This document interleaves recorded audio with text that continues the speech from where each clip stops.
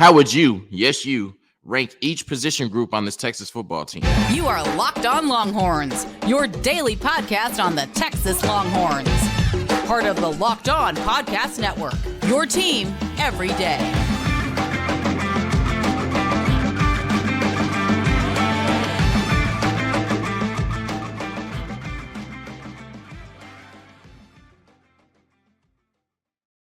Locked On Longhorns, the show. Jonathan Davis, your host. This episode is brought to you by FanDuel Sportsbook, the official sportsbook of Locked On. Make every moment more. Visit FanDuel.com/Locked On today to get started. On today's episode of Locked On Longhorns, Eric Nahlin from Inside Texas released his pre-spring top 10 positional rankings for the University of Texas football team. And so I'm going to give his analysis, give you his top 10, tell you where I agree and disagree, while also giving you my pre-spring top 10 positional rankings for this Texas football team on today's episode of Locked On Longhorns, part of the Locked On Podcast Network, your team every day. Before we get into these rankings, a few people on YouTube have asked me about this hoodie that I have on. I got it from collegefootballstore.com. I haven't been able to respond to all of the comments. However, the last time I sent the link out, which was about a week or two ago, it has since been sold out. I'll check it again before I post this video. If it's not sold out, I'll post the link. But if not, just check out collegefootballstore.com, search Texas Longhorns, see what you can find. There was some pretty cool stuff on there. Now, getting into these top 10 rankings between Eric Nahlin and myself of the position groups at the University of Texas on the football team right now. And just some quick housekeeping notes before we get into this. This is from Eric Nahlin. This is how he made his list before we get to judging and saying he's off and he's wrong, right? He said, "This is how I see things now, not how I'm projecting them for the season. Returning players and production matter. New additions with proven track records matter. Positions with less question marks will rate higher than those with more question marks." Without further ado, let's get into these lists. So Eric Nahlin, the top positional group at the University of Texas, in his opinion, is the cornerback/star room, which we just spent a little bit of time talking about yesterday. He says Texas has a proven quality starter in Ryan Watts, who is a bit of a scheme multiplier, as well as returning late season starter Terrence Brooks. Added to the fold is potential quality starter Gavin Holmes from Wake Forest. Austin Jordan is good enough to start as a sophomore as well. Jahdae Barron at star will be one of the best handful of players on the team as a senior, and behind him is Jalen Gilbo, who, like Jordan, would be ready to start. So I thought about this, and I completely agree with Eric Nahlin. I have the cornerback room/star room as number one on my list as well. And I think it comes down to, that you have two bona fide starters at that position right now that were really good for you last year. Ryan Watts on the outside, Jahdae Barron at that star position. As he mentioned, you bring in Gavin Holmes from Wake Forest with 2 years of starting experience. Terrence Brooks looked really good as a starter last year. Austin Jordan looked good in spot duty last year. Jalen Gilbo can handle that star position if need be. And then you have Malik Muhammad, who was the number 2 corner in this class coming in, and you didn't even mention him. So I can definitely see why he has cornerback/star number 1, and I would agree with him. Moving on to number 2, he has defensive tackle. He says Texas suffered key losses in Keandre Coburn and Moro Ojimo, 2 players who would be drafted soon enough. Tavondre Sweat return was as massive as the shadow he cast.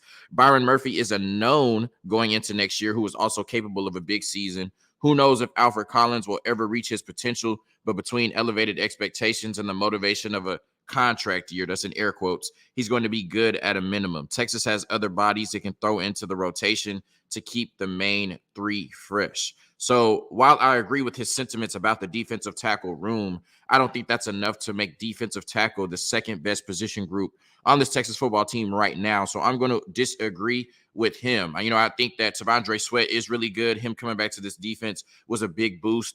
Byron Murphy is a known. I thought he was going to have a bigger year than he did last year. So we're kind of projecting that he'll have a bigger year. Alfred Collins, we haven't seen it since 2020.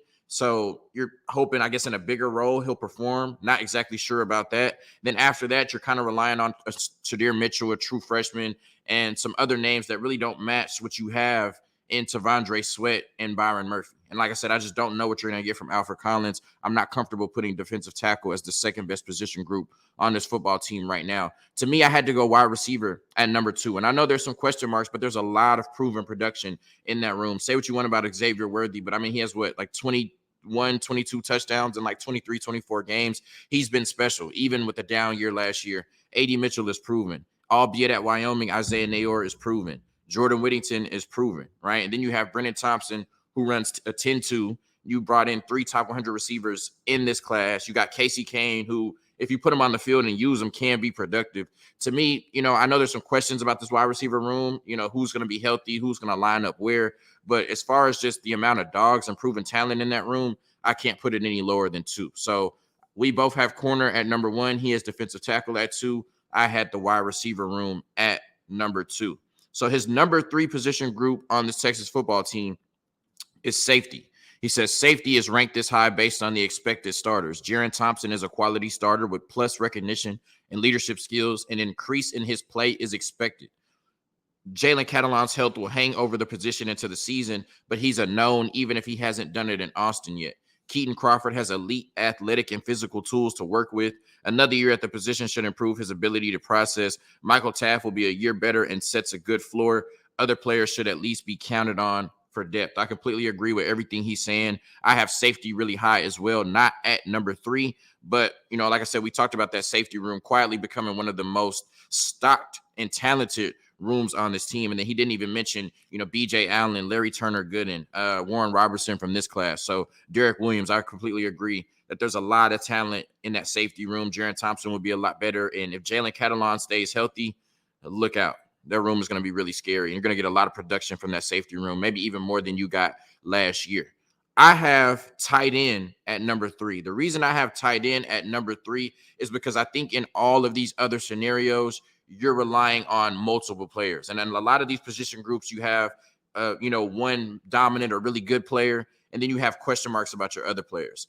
For the most part, especially this year when you're going to be running less 12 personnel than you did last year, you're going to be relying on JT Sanders as your sole tight end. And if I'm relying on one player at that position, give me JT Sanders, who's top 5 at his position in the country. How many players on this Texas football team right now can you say that about? They're top 5 at their position in the country. And then when you do have your 2 tight end sets, you can bring in Gunnar Helm, who has plenty of experience and probably has been underutilized at the University of Texas for what he can bring to this offense. So I'm going with tight end at number 3 just because JT Sanders is top 5 in the country at his position. And that's what I'm going to be relying on at the tight end position. And Gunnar Helm is no slouch as well. I think that's a really strong position group, especially with JT with his pass catching and blocking ability. He's going to get drafted really high when he decides to declare.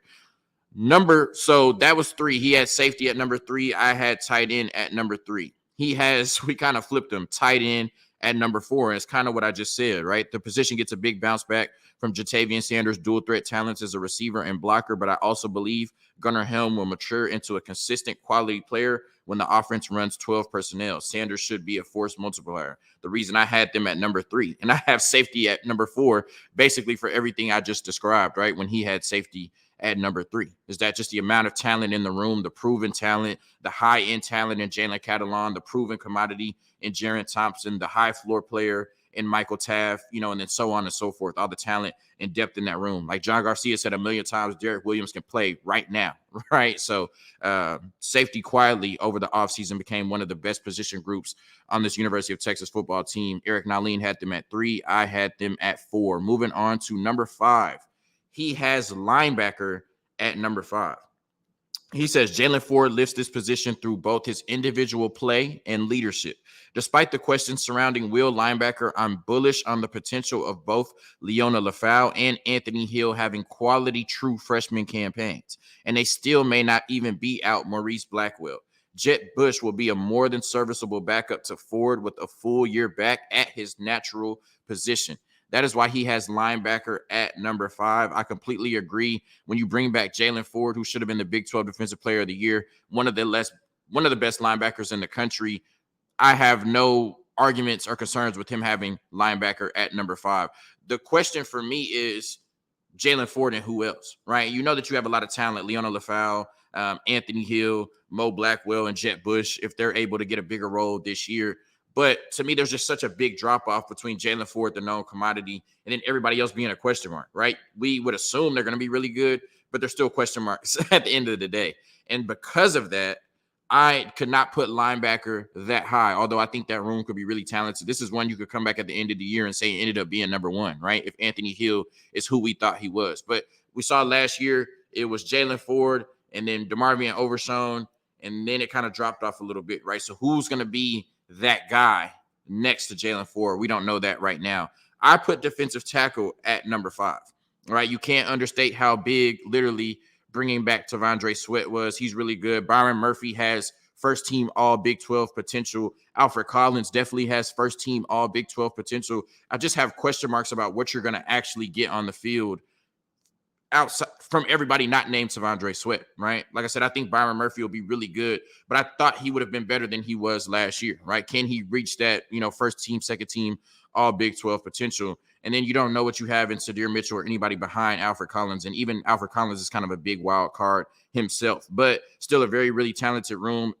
Big reason why this run defense improved last year, and I expect them to be really good this year as well. So he has linebacker at number 5. I have defensive tackle at number 5. Give you a quick recap halfway through, a word from FanDuel, and then we're going to do 6 through 10. Eric Nahlin's top 5 position groups on this Texas football team: corner/star, defensive tackle, safety, tight end, linebacker. John's top 10 from Locked On Longhorns: corner/star at number 1, wide receiver at number 2, tight end at number 3, safety at number 4, defensive tackle at number 5. Feel free to let me know where you disagree in the comments. Quick word from FanDuel, and then we're going 6 through 10. The midway point of the NBA season is here, and now is the perfect time to download FanDuel, America's #1 sportsbook, because new customers get a no-sweat first bet of up to $1,000. That's bonus bets back if your first bet does not win. Just download the FanDuel Sportsbook app. It's safe, secure, and super easy to use. Then you can bet on everything from the money line to point scores and how many threes are made. Plus, FanDuel even lets you combine your bets for a chance at a bigger payout with a same-game parlay. So don't miss the chance to get your no-sweat first bet of up to $1,000 in bonus bets when you go FanDuel.com/locked-on. That's FanDuel.com/locked-on to learn more. Make every moment more with FanDuel as an official sports betting partner of the National Basketball Association. All right, getting into the second half of this list, Eric Nahlin has the wide receiver room at number 6. He says Xavier Worthy had a poor year, but at times he was sensational. It seems Sark started to understand Worthy's strengths and weaknesses better as the season wore on. I can agree with that. I love the addition of A.D. Mitchell because it improves both outside receivers just with one acquisition. Worthy is a more natural field receiver. Mitchell more suited for the boundary. More 11 personnel means Jordan Whittington will work from the slot. The whole goal is to get NFL players in their NFL positions, and good things will happen. Despite Savion Red moving to running back, there should be plenty of depth at receiver, even if some of it is inexperienced. If Isaiah Nayor returns to full health, the receivers will run laps on opposing DBs. Yeah, I agree with everything you said, Eric Nahlin. That's why I don't know why you have him down here at 6. Like, I just don't think there's that many question marks in the wide receiver room, right? If Xavier Worthy is checked in and Quinn Ewers is better than he was last year, we have one of the best wide receiver rooms in the country, easily in the Big 12. So that's the reason I had them at number 2, because it's proven production. It's not just, I think this is going to happen. And that room is really talented, man. Assuming health, I don't see how you could put them any lower than 2. He has them at number 6. I have quarterback at number 6. And the only reason quarterback is at number 6 is because Malik Murphy has not thrown a pass. Arch Manning has not thrown a pass. And Quinn Ewers had, by most expectations, a down year, right? Based on his talent level coming into the University of Texas.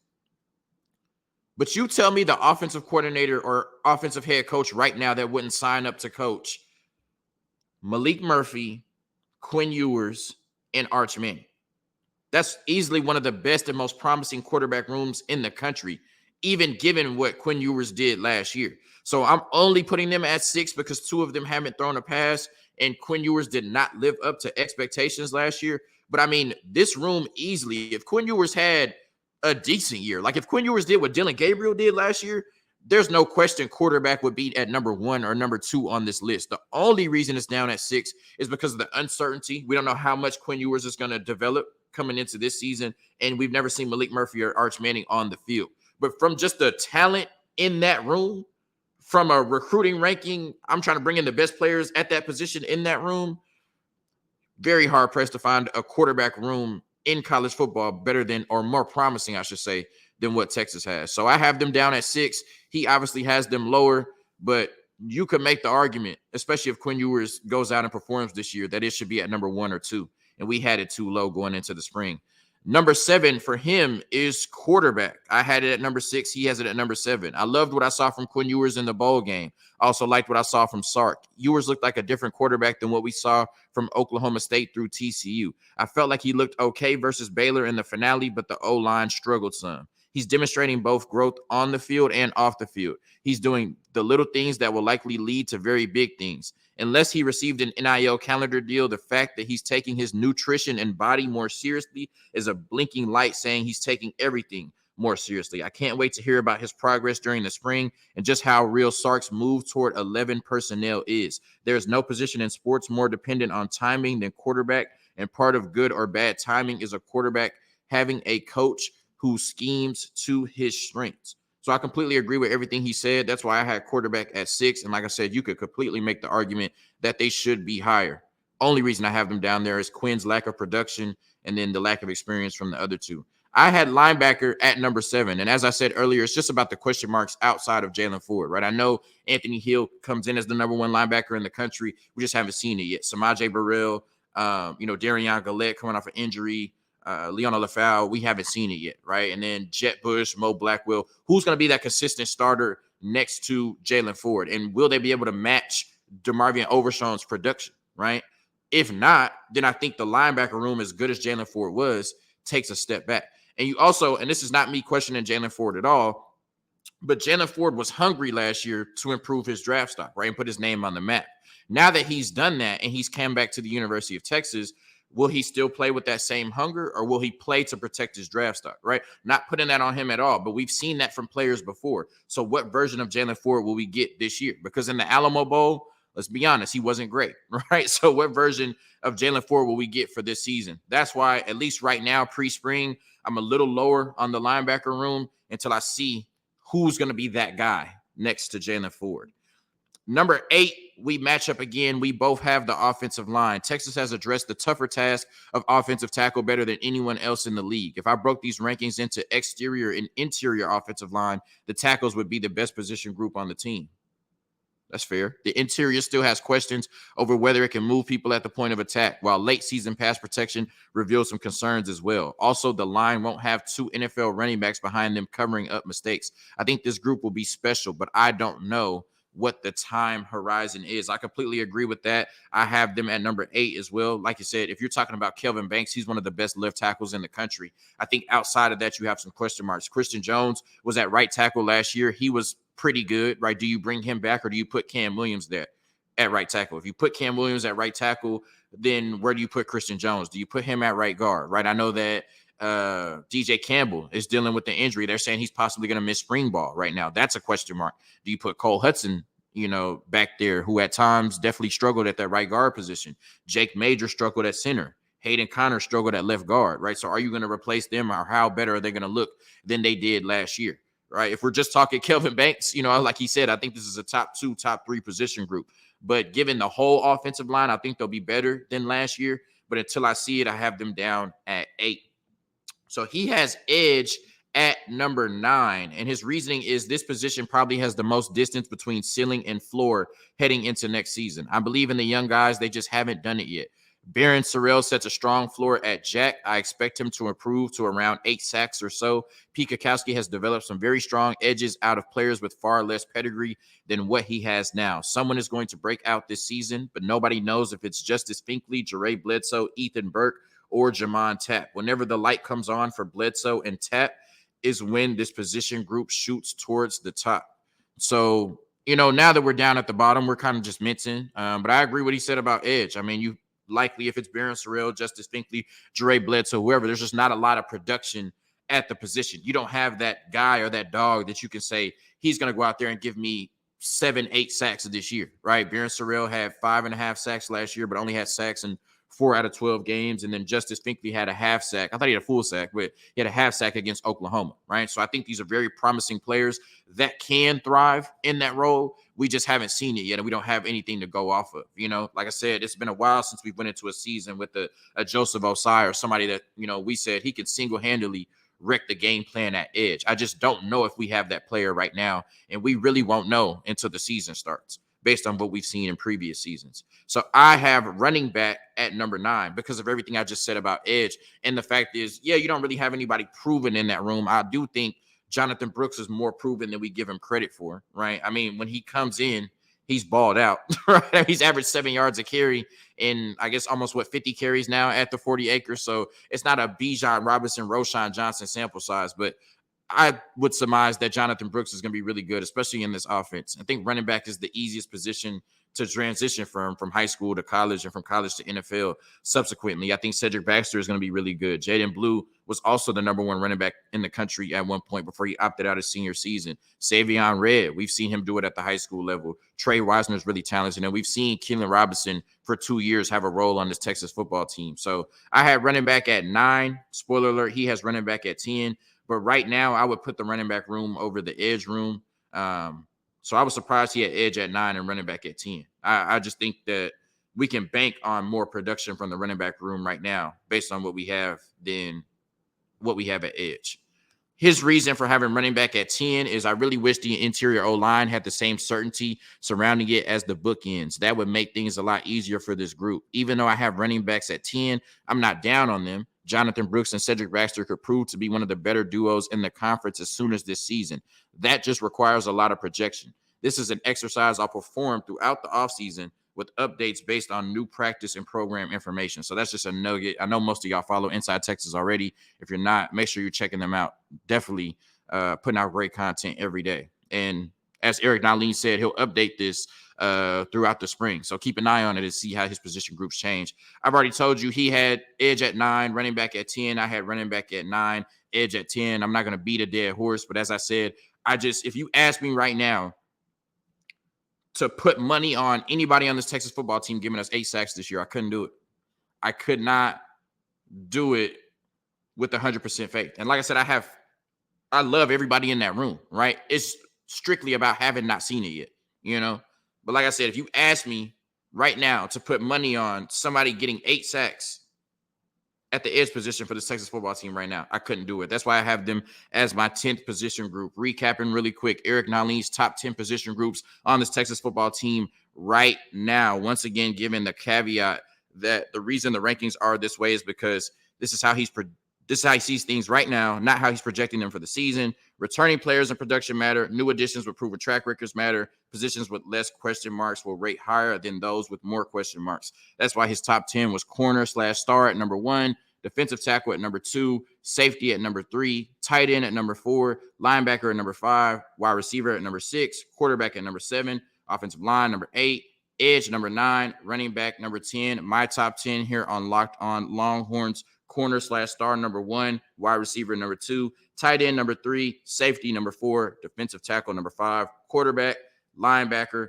offensive line, running back, and number 10 is edge. Thank you for tuning in to another episode of Locked On Longhorns, part of the Locked On Podcast Network. Your team every day. Hook 'em. Peace. Have a good week.